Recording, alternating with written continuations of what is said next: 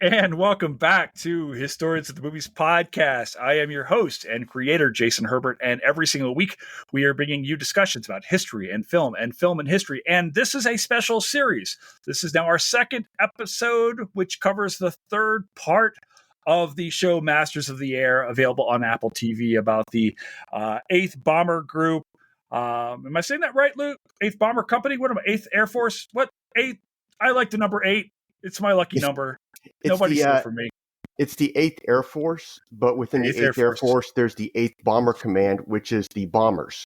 The 8th Fighter Command is the fighters. So you have a Bomber Command and a Fighter Command that are all underneath the 8th Air Force. But what we're talking about is the 8th Air Force. Right.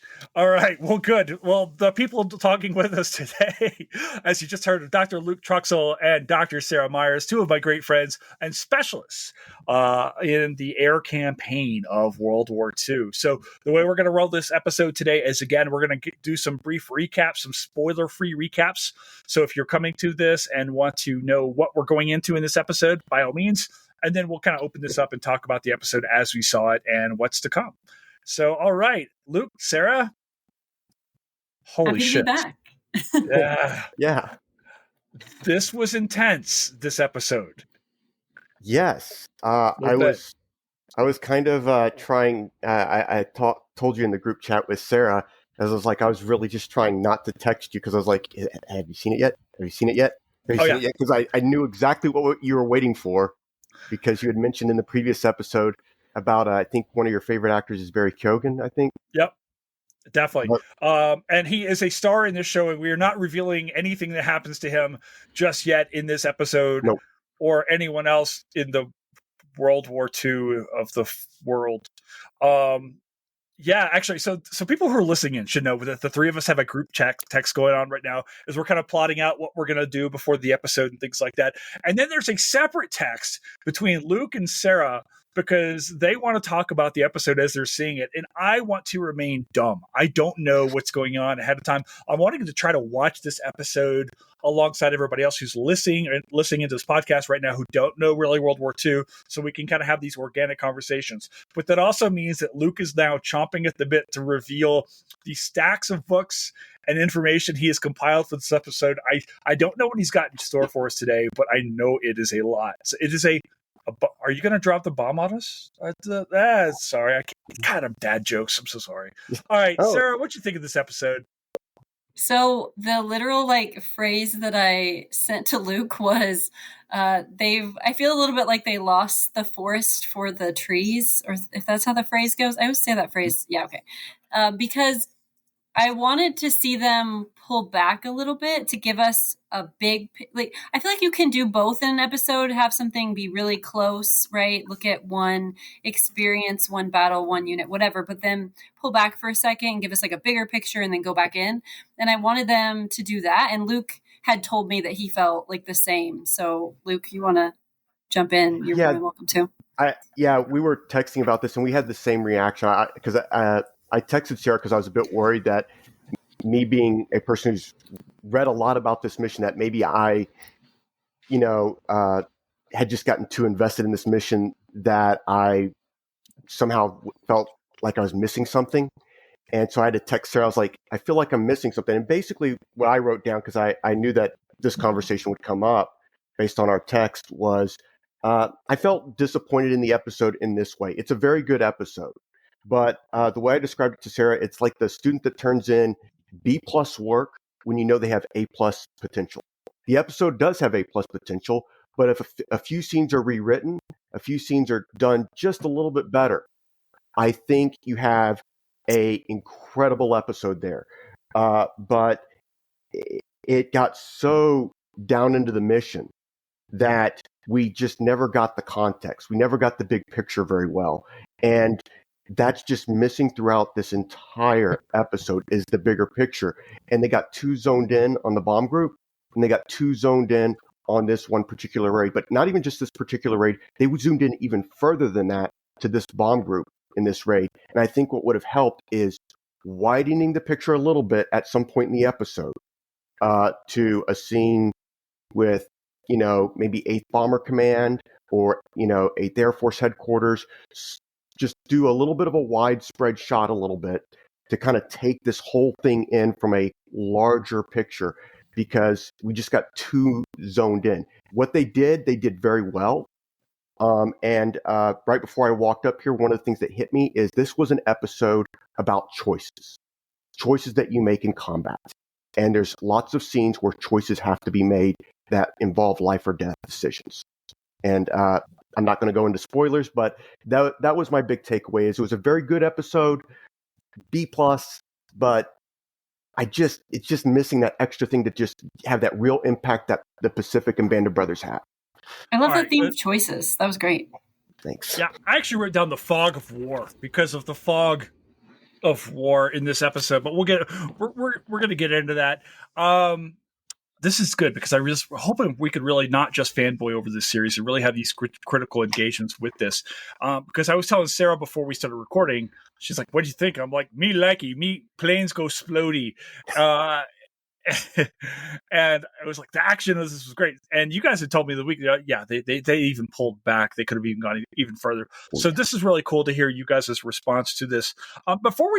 So let's do this before we dive into a spoiler-filled recap of this episode. You're talking about the bigger picture here. What specifically are we talking about? This is kind of set up over a single mission, a sortie. Is that correct? What are we looking at in this particular episode? Sorry, I have to change out notepads because this is a big raid. But basically, this is a double strike mission.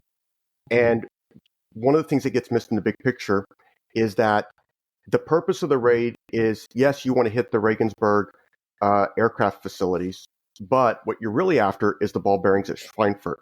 And not to get into too much, but they don't really explain why. And that was something that I texted Sarah. I was like, so what's the whole purpose of, they mentioned in like one line about it, show a ball bearing. And you're like, why does this matter? Why? And that's kind of like, if a student's writing an essay, I would be like, so what? Question mark in the thing. And so, but this is the beginning of the really dark days of the 8th Air Force. And so when we look at this raid, it's a disaster. 60 B-17s are shot down. Also, this comes almost 2 weeks after the 54 B-24s are shot down at Ploesti. And in fact, the situation's so bad that Arnold does a trip to the 8th Air Force from Washington, D.C. He's already had I think he's had already one heart attack in the war at this point. And he comes in, he's the head of the Army Air Forces. He comes in and immediately upon arrival on September 2nd, he inspects things, sends off a message on September 3rd saying, I need 217 B-17s here now. Divert them from wherever they're going. I want them for the 8th Air Force. Also, divert the long-range escort fighters. I want them all here now. I want P-51s, P-38s. Next, we need a new Air Force in the Med, which will become the 15th. And finally, we need to start reorganizing. So this raid coupled with the Ploesti raid really was a shot of cold water on the brass at the top. Ira Aker was shocked by the raid. Hap Arnold. Nobody thought that this went well. Now, that's not what they tell the public. That's not how they sell it. But if you look at how they react, not good. And in fact, they actually have to pause bombing operations deep into Germany for about a month. Oh. So that's the bigger picture, I think. Yeah, Luke actually sent me, everybody can Google this. There's a propaganda video that the National World War II Museum has posted. It's an official one from World War II that the National World War II Museum has posted of the 1-minute message to the public about all of this. And basically the message comes in April 1944, and they talk about the heavy casualties and how bad it is. And then they say, I forget the exact phrasing, but as of April of 1944, everything's better now, so they're trying to very much gloss over everything. And I mean, yeah. Propaganda. One of the ways in which the Americans kind of hid bad defeats, you can't hide the losses. That much the American public will know about. But the way they kind of not cover it up, but they kind of, I guess you could say, put a spoonful of sugar on the medicine to help it go down, is they talk about the pilots, and they'll talk about daring raid comes up. Right. At Ploesti, they hand out a lot of medals of honor. So they talk about the bravery and the skill of the pilots to kind of gloss over the fact that this was bad. And so it's a way to kind of try to like make it look not as bad as it was. All right. Well, let's jump in now. So if you're listening in, now that we've kind of gotten into where this episode is taking place, the mission at stake, we're going to go ahead and start spoiling this episode. So if you haven't listened or seen the episode yet, you can go ahead and pause this. If not, just go ahead and listen in, and let's talk about what we saw here. I've got a few different questions here regarding some phrases and things like that. And the very first thing I saw was the phrase "max effort," which I'd always seen when Ryan Reynolds as Deadpool talks about going and killing bad guys on the Sarah's like, you dork. But what is maximum effort in terms of Air Force bombing campaigns? What does this mean? I think I know. Do you want to take this one, Sarah, or do you want me? I was like, I don't know like numbers. Do you, Luke? It's not a numbers thing. It's everybody that can physically fly flies, no matter their mental state.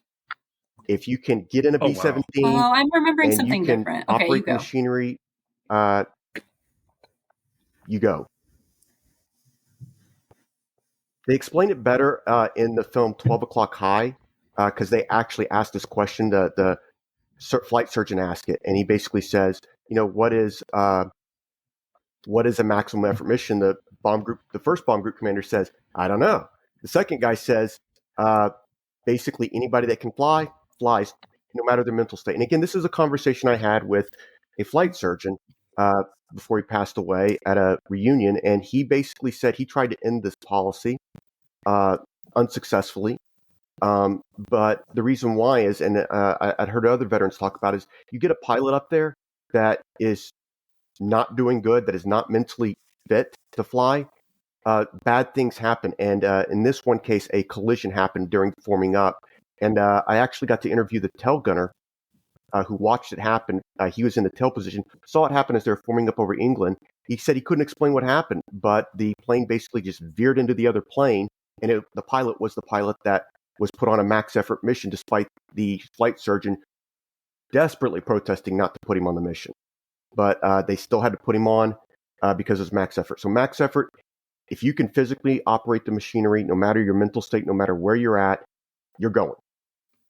Wow. And there's historians that study the impact of what Luke is saying, with the impact of trauma, not just long-term, but also of pilots, like mental health and well-being, and how you make mistakes like that when you aren't, they don't have the words for it at the time because they don't have diagnoses then, but when you have things like moral injury or post-traumatic stress, and you can go, Luke.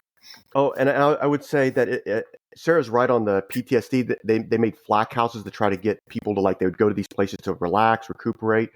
But also, one of the things that doesn't technically count as a wound that makes you technically physical to fly is there are physical injuries that basically make you, you're good to go. Blisters. That was something I didn't even think about till I interviewed a veteran who mentioned both of his pilots at one point had blisters so bad because of damaged B-17 that they crash landed, and because of the nature of the damage, that their hands, when they came out of the plane, they had to be put on, basically grounded, because their hands were so bloody from the blisters. But if you have blisters, if your hands are not really in good shape, if your body is not in peak physical condition, you're still flying. So again, this could be mental. It could also be physical. Yeah, this is a thing that I was talking to Sarah about a little bit earlier, and I know that she talks about in her work is the physical. This is not like cruise control, like getting up in a 737 and flying to Atlanta. You are fighting this aircraft in a lot of ways, right? These guys, and they show this in these planes. These guys are really having to muscle these aircraft. Am I correct? Yeah, General Arnold literally told the women Air Force service pilots at one of their graduation ceremonies that he said his phrase was that I didn't know if a slip of a young girl could handle the controls of a B-17, because he's referencing the fact that it takes so much mental strength. And like you said, you're basically fighting against it in certain circumstances, right? Or depending on, weather, etc. And so, yes, you're very much not using any sort of automated system where you don't need to use your muscles. That's interesting, Sarah, because I think I saw a document somewhere. I don't know if I got a picture of it, but I think I saw a document somewhere you can correct me if I'm wrong, but this also relates to black fighter pilots as well, is that one of the criticisms that Arnold laid on black fighter pilots was physical endurance and physical capabilities and strength to basically fly these aircraft. And one of the ways in which some of the people who did not want the Tuskegee program to succeed and the 99th Fighter Squadron to succeed, they didn't send enough replacement pilots to rotate in and out, and so they would have problems with that. So again, this is like I said, this is something that, there's a physical side and a mental side to this. So it's interesting about the Arnold thing that seems to keep coming up. Mm-hmm. Yeah, and you're right on the Tuskegee Airmen too. Yeah. All right, we see early on who is the guy? Is this the colonel? This talk about this giving the talk about the ball bearings. The guy with the great mustache. I don't have his name directly in front of me, but he always reminds me the way he's kind of talking. He's like, "Yeah, see, I'm the 1940s guy," but he's talking about, okay, we're going to bomb ball bearing factories. I know in our previous discussions, Luke and Sarah, we've talked about the importance of ball bearings. In order not to give this episode a B+. Can you explain the importance of ball bearings to the German war effort? Luke. Okay. It's all you. Yeah. These are basically anti-friction bearings, and I'm not an engineer, so again, this is where I would rely more on an engineer to explain it. But basically, they help with kind of making these machines work, and they help with kind of keeping. Again, it depends on the nature of the ball bearings. There's anti-friction. There's also ball bearings but basically, they're parts in basically every machine that you need to operate. So, like tanks, mechanized vehicles, aircraft. They're just in about every vehicle that you would use.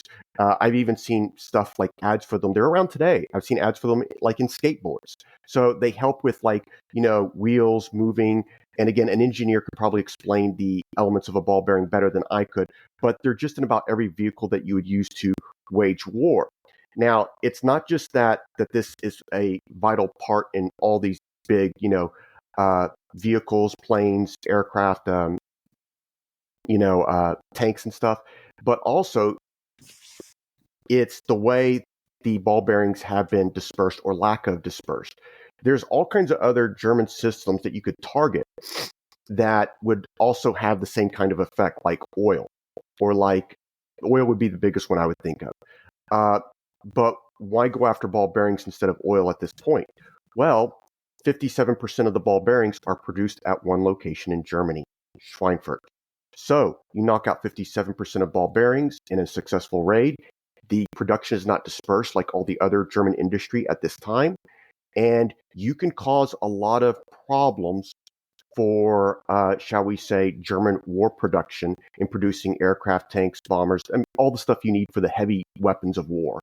But there's one thing that the Allies don't really understand that they're going to find out not after this raid, but after the October one, because they're going to go back. But what they're going to find out later on is that you can offset production loss by buying from someone else, like Sweden, which is what the Germans do. And so that's kind of one of the things is there's a misunderstanding that, yes, 57% is produced here, but there are ways to offset production damage. Also, you hit a target, the Germans are going to repair it. That's assuming you actually destroy what you hit, and that's also assuming you actually hit the target, which they don't. Yeah, I'm kind of wondering, Sarah, maybe we can dive into this. We all know that Germans run on sauerkraut. Were there ever attacks on cabbage fields by these bombing campaigns? I'm shaking my head because I have no idea. And then I was waiting for Luke. To see Sarah's face. No, I'm like, considering the way that the war developed, it would. I mean, I would like to say no, and I'm 99% no. But when you consider how much they bombed, the nature of the bombing and the bombing tactics that they constantly tried and evolved and moved around, I'm thinking it's probably no. But we have seen attacks against food used as a way of waging war. So the answer is no. I've never seen anything in the records like that. But it wouldn't surprise me if there is a mission somewhere in the vast missions that were conducted that there was some kind of attack on food. Well, uh, you brought up the thing about buying ball bearings from Sweden. Sweden is neutral in the war. What is going on with Sweden? And are they neutral? Are they allied with Germany? This is the very first time I've ever really considered Sweden in terms of the war. You can go, Luke, if you want to. Because of that, yeah. Well, because of that, does that open them up to Allied bombing range if they are supplying Germany? Well, they are neutral, but the nice thing about being neutral is that you can kind of play with both sides. And so, yes, they're going to sell to Germany, but they're kind of caught in a really awkward position because they have, German-occupied Finland to their west, they have Germany to their south, and they have the Soviet Union to their east. And they're kind of, due to the necessity of their kind of diplomatic and strategic situation, and the interest of both Germany and the Soviet Union long term, they're having to kind of be very careful with what they do. So selling to Germany makes sense from a diplomatic angle. It makes you money, but also it keeps the Germans happy. You got to remember, Hitler is very aggressive diplomatically, and he's already invaded one Scandinavian country. You have Stalin, who is also, sorry, it wasn't Finland, it's Norway to the west. Sorry. Yep. He'd already invaded Norway, but Germany's ally Finland is to the east. So again, you're surrounded by a German ally and a German occupied state, and you got the Soviets to your east as well. So again, you're in a very tight diplomatic situation. And I think if you're Sweden, you're trying not to do anything that would give Germany the reason to think, oh, we'll just go get those ball bearings ourselves by invading. So again, just to correct myself, Norway's to the west, which is occupied by Germany, and Finland's to the east.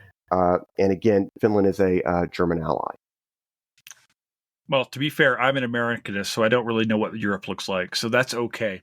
I have a question for you. I want to get into this bombing because when they introduced the idea of the bombs, it's like, okay, we're going to do this, and there's going to be these three parts, and we're all going to join up, and then there's going to be this feint maneuver, and then the fighters are going to think that we're all done.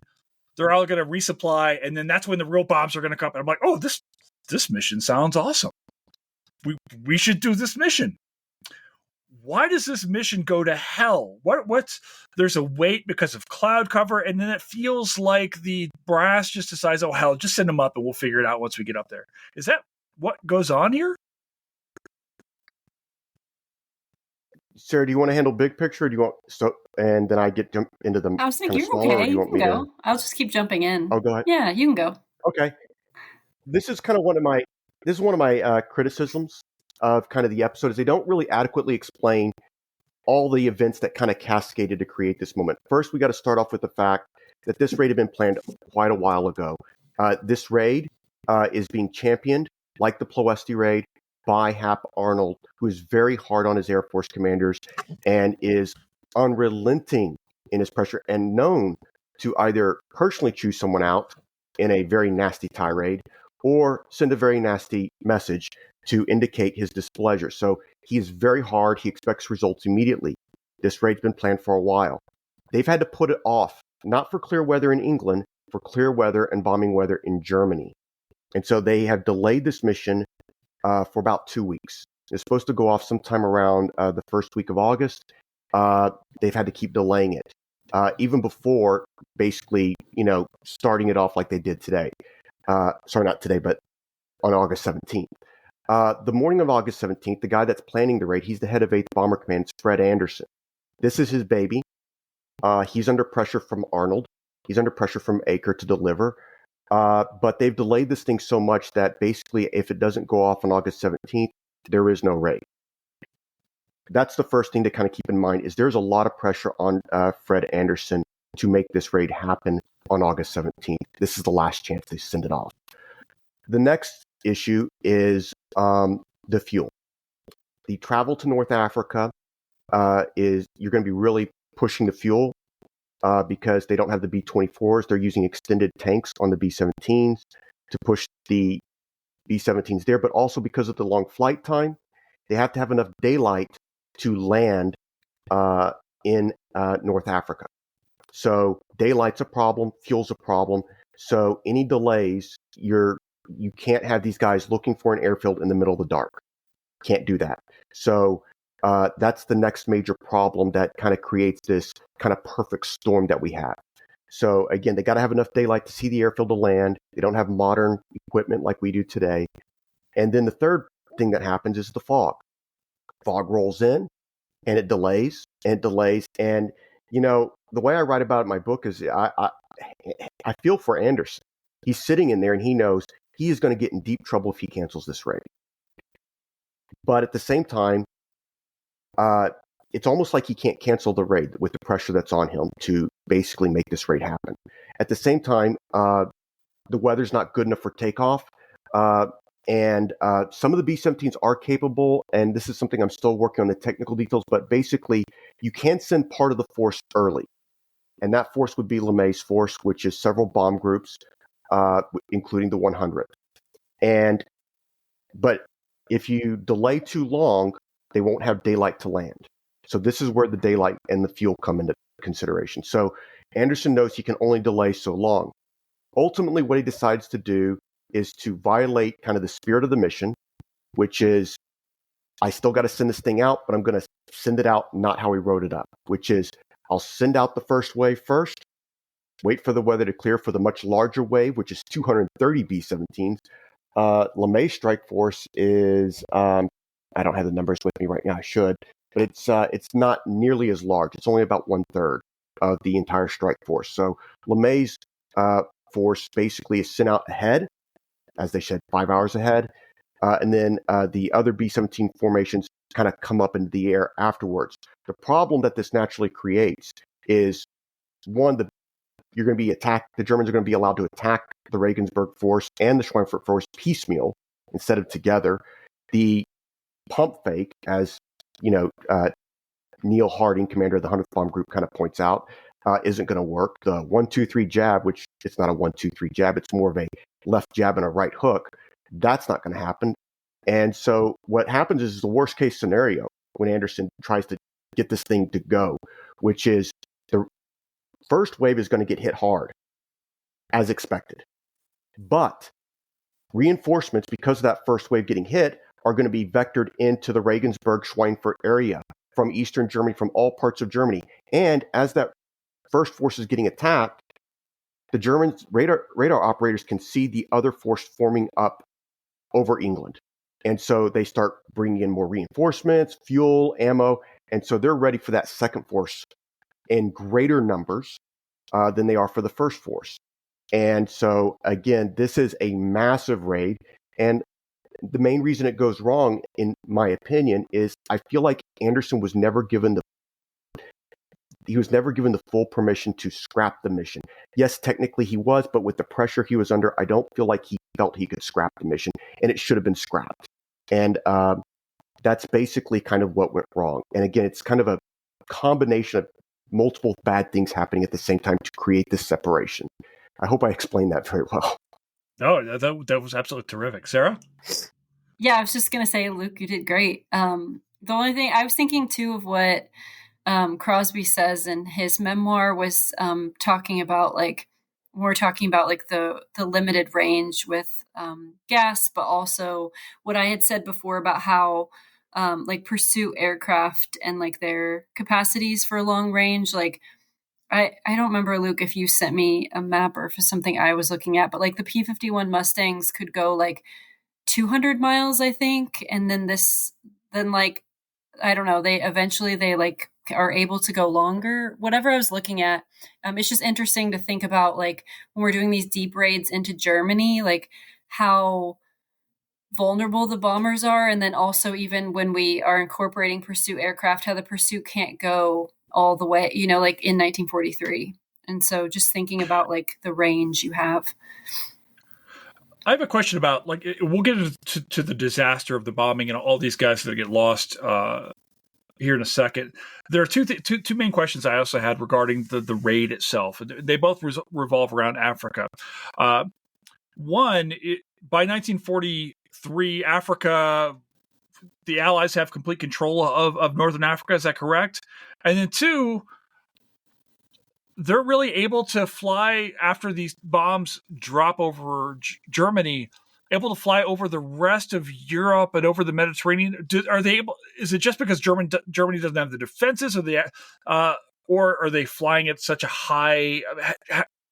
Why are they no longer in danger after they drop the bombs? Is my question. That is a problem with the episode, and I don't fault the writers or the creators, because basically this is a long running gun battle from the moment they cross over into Belgium. I think the first fighter sighted at 10:25, and the main force, LeMay's main force, gets hit somewhere around 10:52 with the main waves. There's a 30-minute pause sometime before they get to Regensburg. Then over Regensburg, they get hit again. Basically, the pursuit stops at the Alps because the fighters turn back to rearm for the Schweinfurt force. That's largely why they're let go after the Alps. After that, they're over the Mediterranean Sea. The German air forces, the German fighter units in the Mediterranean are much more attrited by the American and Allied air forces in the Mediterranean theater. And also, by this point, I believe Sicily has been secured.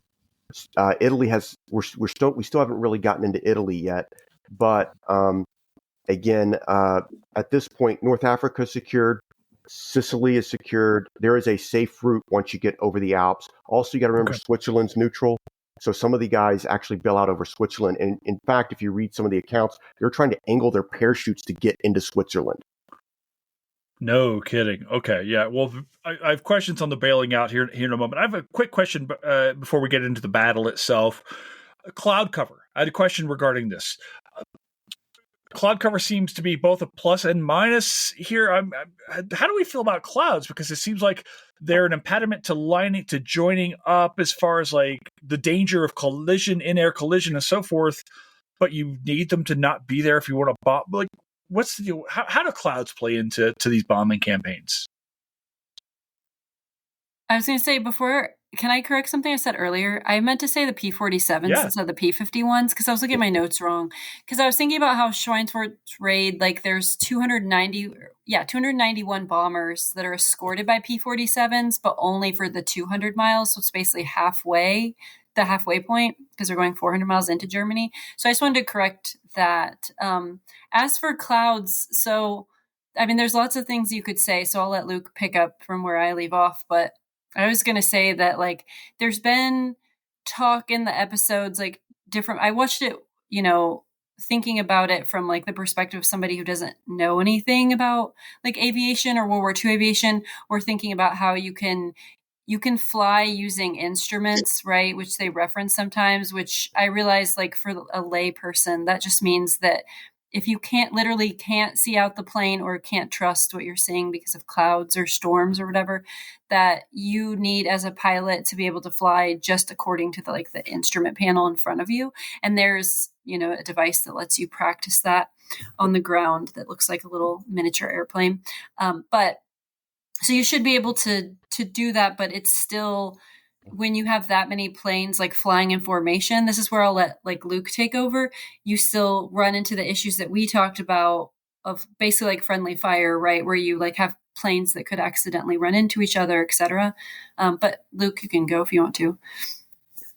No, you pretty much summed up the best point about like forming up over clouds, and this is a topic we've already hit, and we'll hit again, which is the biggest impediment in terms of flying is you have to kind of, you're instrument only. And from what I understand, again, this is something I need to double check my notes on. So again, I don't want to say it's gospel, but if I recall correctly, LeMay's force was chosen because they were better at instrument flying than some of the other 8th Air Force groups. So his force was, and in fact, LeMay leads from the front. And LeMay led from the front, expecting that that's the most dangerous position. As we find out in this episode, this is the first time where that's not the case. Germans changed tactics during this mission, which wasn't also explained in this episode. There's a lot of context missing from this episode, which is a little bit frustrating. And again, I don't want to get into rivet counting, but I think there's just a few lines here or there that would have provided a bigger picture, would have helped with some of these questions that, like, we've discussed earlier. But yes, cloud cover is a problem with instrument. You have instrument flying, but again, you have so many airplanes in the air, and some people are better at flying it than others. And then cloud cover over the target. So they have to know the cloud cover over the target before they take off and forming up.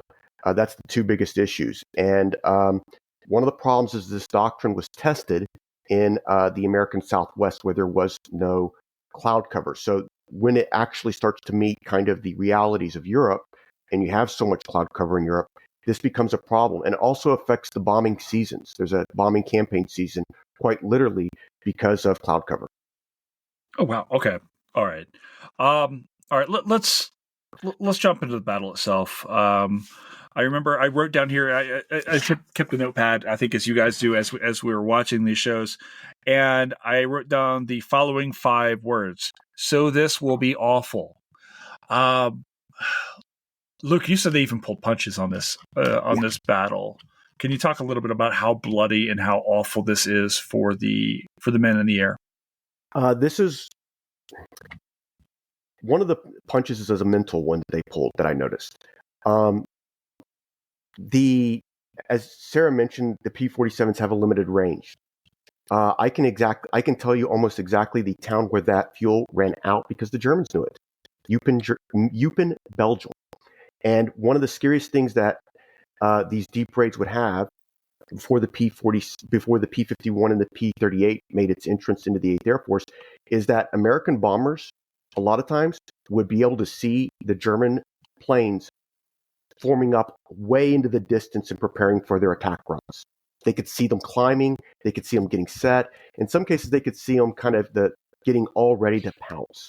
And it's one of the most horrifying experiences to see. And just they're not even attacking you yet. And even German pilots admitted that that pre-attack, that pre-battle intensity, as they're climbing and they're watching the bomber stream and there's this anxiety that builds. But in terms of also pulling punches, is that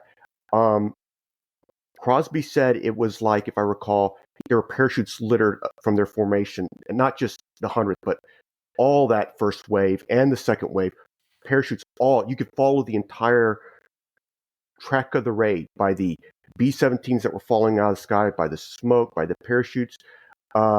Guys were jumping out and hitting other planes when they jumped out. You saw a little bit of that. That was happening all the time. I think one of the guys that got shot down, I checked the missing aircrew report, I think on Bidik, and his plane when it went down, and the co-pilot was not killed. I'm trying to make sure I remember this correctly. The co-pilot was actually not killed in the head-on pass. He actually tried to bail out and didn't clear and got stuck on the plane. His parachute got stuck on the plane or something like that. It was either close. I can't remember which aircraft it was, but one of the 100th Bomb Group's co-pilots got stuck on the airplane with his parachute, and he couldn't get loose. And then his chute wouldn't open when he got free.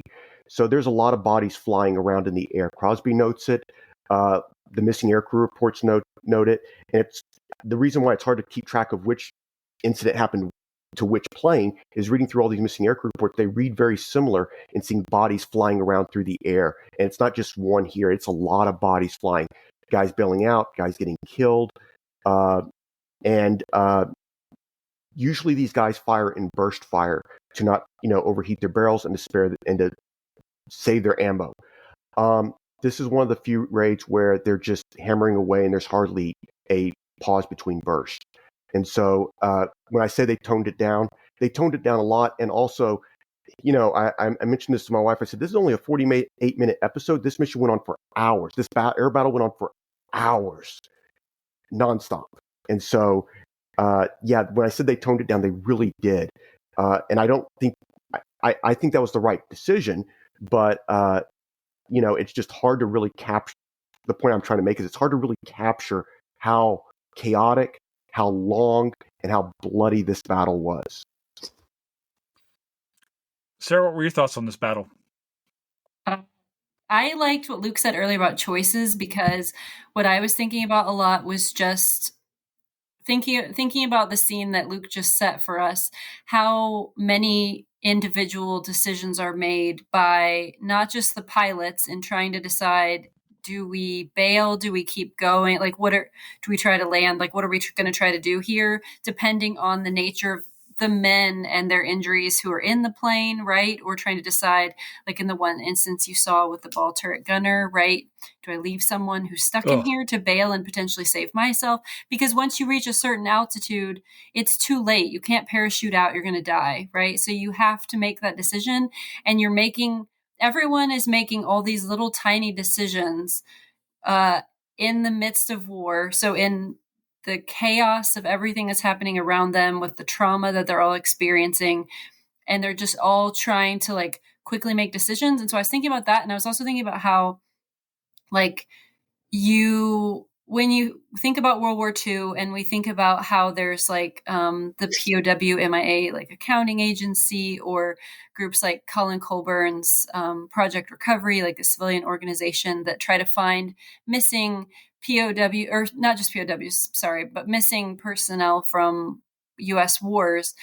This is how you have so many people still missing, right? This is how you have, like, there was a WASP who lost her husband, and she finds out later that he had like bailed out of his aircraft in like France, but he didn't survive, and nobody knew about it until she's like in her 70s or 80s, and the only way she knew about it was to visit this place in France, right? So it just shows you how you can't keep neat records on people, right, who are like fighting in these types of situations.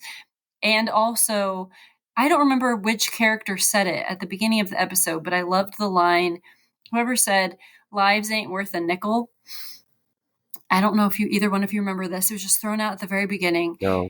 And whenever he said lives ain't worth a nickel, I was like, that's the perfect way to describe this situation, because these men are viewed as weapons of war. They are, being used for this larger purpose, but also, like Luke was saying, you are at the mercy of the people who you're under command of, right? So when they're making decisions on your behalf, you just, are at that mercy. So even if bad decisions are made, mistakes are made, or that can be like at the level of like the pilot, if you're in the air crew, but even your commanding officers, whoever's making a decision about strategy, all these little details are affecting your life. And while your lives do matter to your family and friends back home, and we would argue, that America as a whole respects people who served during World War II, in the midst of actual war,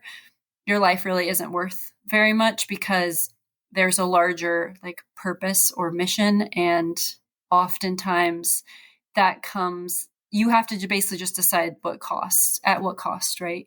So even if you know that this mission might be a potential disaster, will it destroy the ball bearing factories enough that it'll be worth the cost of all these lives? And so I really liked those like moments where the men are waiting around and like waiting and waiting for this mission, and then like throughout this line that they feel like their lives aren't worth anything. And again, that's why I think it would have been nice to have like a couple big picture scenes with like 8th Air Force Headquarters stressing and sweating bullets, because the commander of the 8th Air Force got criticized from time to time of caring too much for his men by Hap Arnold, and so did Anderson. And they did not. They were sweating this one out, and again, that's one of the reasons why I am a little bit more forgiving to them. Yeah, they're not flying the mission, but they care very much about these lives that they're having to sacrifice, and they know what's about to happen. And so it's one of the no movie or episode could capture how horrific this raid is, from everybody that participated it, from the ground level to those who flew the mission, mentally, physically. And again, just as Sarah said, people just, lives are just being thrown around, and it's hard on everybody involved. Yeah, it's really embodied. We should go ahead and go talk about it, right? Embodied by the death of Kurt, who is really kind of the third lead in this series. I think we all love the actor.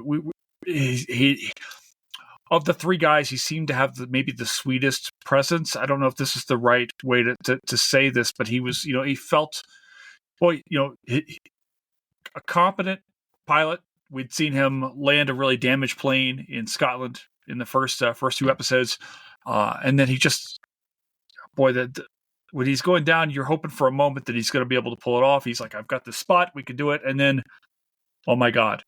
And the thing that comes to mind here is, when Buck or Bucky make it to Africa, the first thing they do is look around and say, hey, did my other guys make it here? And the psychological toll of, I don't know as a human being how you can mentally compartmentalize, and I guess that you have to in order to survive these wars, and maybe that's one of the traumas of war, is compartmentalize losing your friends like these guys are forced to do just to get through the war. What were your thoughts on Kurt's on Kurt's death? Did it hit you like when you were watching this part in the episode? So Crosby actually says of Biddick that he was a, quote, sweet guy. So even using the word sweet, that's how he would describe him. And he said that he was, quote, one of the most popular pilots in the original group. So just obviously he's writing this, after the war and, with these memories. But I think that they did a good job capturing that, where you do feel an emotional hit when he dies. Not that you wouldn't anyway, but sometimes you see death in a war movie and there's like so much happening that just feels relentless and you don't really feel an emotional tie anymore. I thought they did a good job giving you that like emotional pull with him, even though there've only been 3 episodes of this series and they're, showing you little snapshots. I thought they did good with that. Yeah. But Luke, you can disagree if you want to. No, I actually completely agree. And again, just to kind of, Crosby has a really great sense of, Biddick's loss seemed to really bother Crosby because, one, he's a good personality within the group. He's one of those guys that everybody likes. This is the first real big loss in kind of personalities that they liked in the group. Not to say that any of the losses were non-impactful, but Biddick was a very popular guy in the group. There's certain people in groups, and in organizations that their loss impacts the organization emotionally differently than others. And Biddick was one of those guys. But also, to add on to that, is that one of the reasons why Biddick's loss stung so hard, according to Crosby, says all that extra navigation, all that extra work we did at the Trondheim raid, it was nothing. It was worthless. Everything I did, all that we did to pull him in and get him in, it was worthless. We just lost it.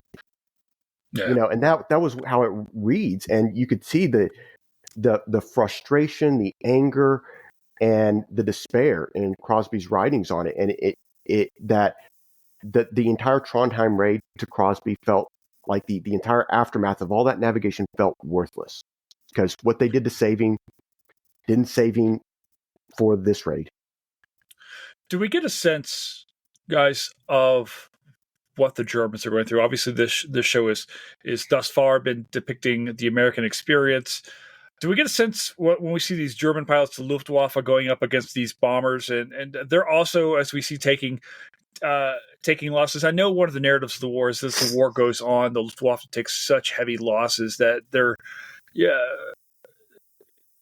eventually getting decimated. But like, do we know where the Luftwaffe is, say, in 43 as we head into 44? Well, I would say by August, we can safely say most of those German fighter units have transferred now from the Eastern Front to the defense of the German homeland. Mueller and Caldwell wrote a really good book about the air defense of Germany, which basically details some of this. But the problem we get into here, and Sarah might know where I'm going with this, is with fighter claims. The 8th Air Force combined fighter claims for the raid was 288 German fighters shot down. It was no secret that this was all BS.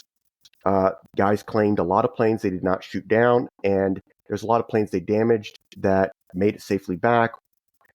In actuality, the bombers out of both forces shot down 21 German fighters. And another 21 were shot down by escorts going in and out, which shows the importance of the escort fighter in this whole story. This is one of the reasons why Hap Arnold and a lot of other American senior commanders say, "Oh, we can't send these guys up without long-range escort fighters anymore," because the difference between having escort fighters and not having escort fighters is a big deal. at least in shooting German fighters down. I will say they're taking losses. They're feeling the sting. They're feeling the punch because they're also having to fight night missions as well. But they're really not feeling the full weight of the Americans and the British yet. It's because they haven't figured out that ability. And this is something not to plug my book too much, but this is something I write about in my book, is that they're not really coordinating their operations effectively to maximize the pressure on the Luftwaffe. So they can kind of rest pilots. They can rotate pilots a little bit better because you're not getting hit constantly from multiple directions. And that's something we see differently in 44. So in 43, they are taking losses. These are pretty ugly hair battles, but they're not feeling the same kind of pressure and strain. And again, they're facing a really good German fighter force as well. A lot of these guys have a lot of experience, more than the Americans. I'm wondering the other aspect of this, and you guys have both, Sarah and Luke, you've both touched on this, is the crews, the pilots and crews abandoning ship, if you will, abandoning their forts and parachuting out.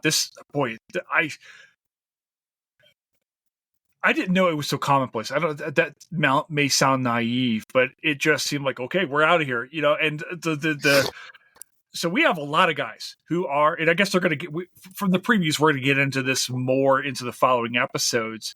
What's happening to these young men as they are deploying their parachutes over different parts of Belgium, occupied Germany, places like that?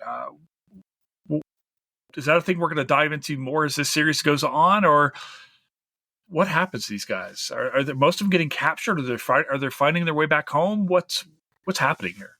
I was wondering if they're going to explore that more, just because now I can't remember the name of the character who was talking to the Belgians and was like, they were asking him to make that decision. Wait, was that the preview for the next? I'm sorry if that was a preview and not the No. episode. That's part of this episode.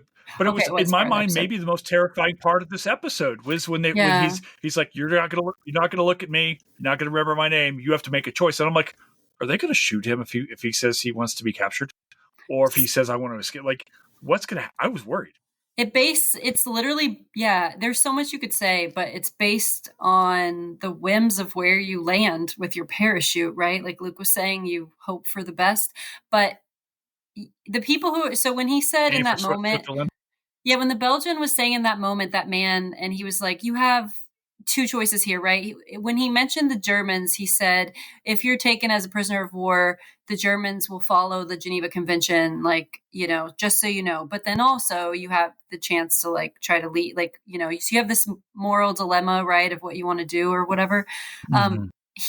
You can't know, in that moment, there's no way that an individual could know if he can trust the people who are offering to help you escape or not, right? So that's an element of this.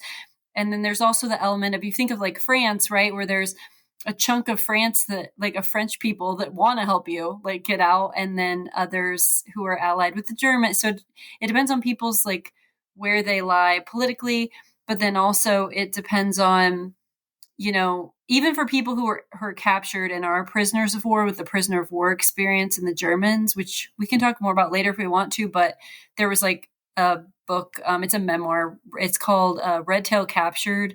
Alexander Jefferson is a B-17 pilot. He's a black, sorry, not B-17. Oh my word. Now I can't remember what he flies. P-47? I'll have to come back to you. P-51. P-51, you're right. So he, Alexander Jefferson, was captured, and he talks about how the Germans treated him really well, and he had a good POW experience. But then you hear about other people that don't have. So even within the POW world, you can have different experiences. So it's it's varied. Yeah, it depends on. This is kind of difficult for me because I don't want to reveal spoilers, but we will get a lot more of the POW experience in this show. I will say that much. As Sarah pointed out, there's a lot of luck involved depending on where you bail out.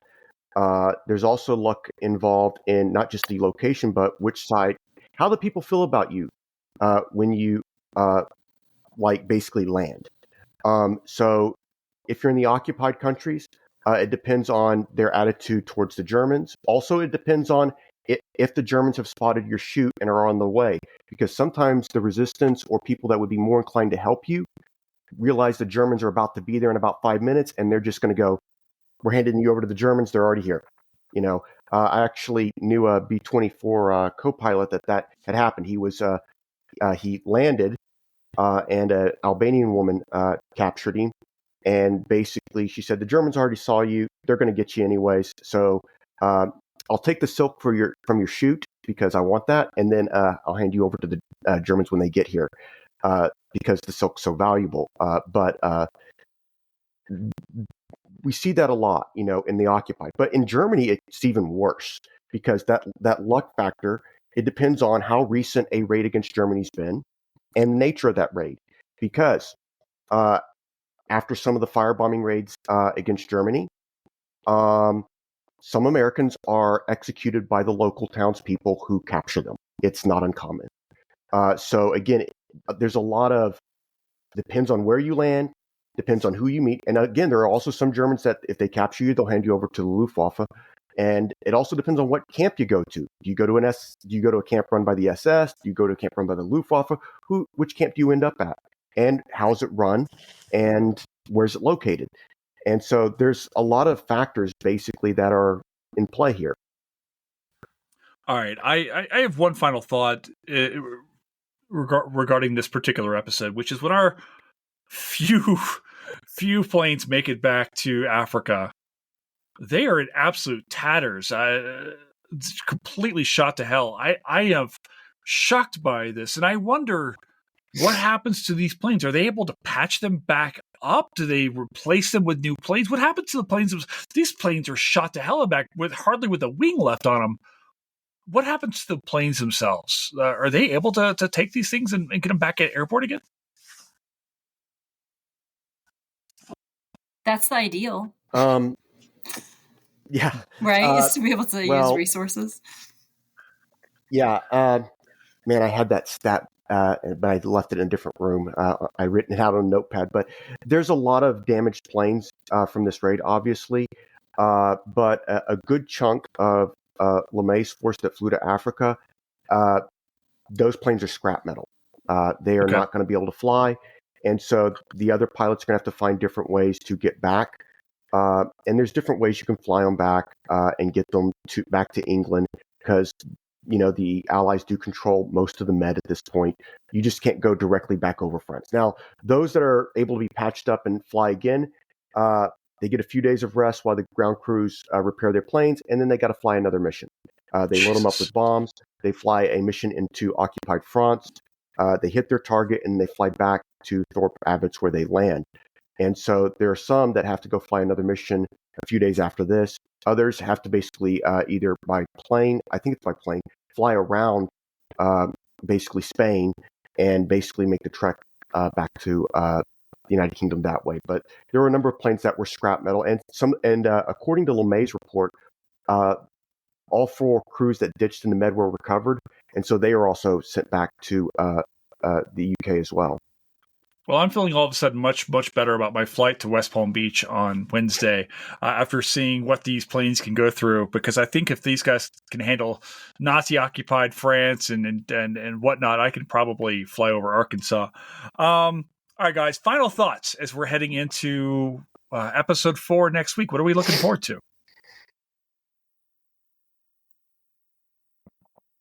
Luke? I'll go. Again, I was just trying to see if Sarah wanted to go. I feel like I've been a bit too talkative this episode. But it's going to get darker. It's going to get worse for the 100th Bomb Group and for the 8th Air Force. I don't know if they're going to show how much of a pause there was. I think there'll be a bit of a time jump because I don't think they're going to talk about a lot of the operations in September because they're mostly very limited and overprotected territory where the fighters can escort them. And the Germans are also kind of recovering after these raids as well. So I think we're going to jump right into October. And the culmination of the 1943 air offensive is in October. It's known as Black Week. The 100th Bomb Group will not even really make it to, I don't want to give too many spoilers, but they're not going to really be able to participate fully in the Black Thursday mission called in the second Schweinfurt raid because of the because of the mauling they're going to take in the missions leading up to Schweinfurt. So again, that's all I'll say about that. But it's going to get darker. It's going to get worse. And I think the next episode will get us there. It'll either be episode 4 or episode 5, where we will see probably the worst week of the 8th Air Force, which is Black Week, which is in the middle of October of 43. And multiple bomb groups are just mauled during that week. The only expression I thought of now was that Luke's giving us that to look forward to. Yeah. Right. The only thing that I didn't expound on it first, because the only thing I could think of was just that I'm bracing myself for the carnage. So I wasn't sure. I don't really have anything else to add to that. So I am bracing myself. So it's only going to get worse. Okay. All right. So 3 episodes in, we've met our guys, some of the women as well. I think looks like we've got more romances on the way as well for these young lads of the Air Force. We'll see what happens next. Sarah Myers, Luke Truxal, thank you both for being here, and we will see you next week. Thank you. Thanks. All right.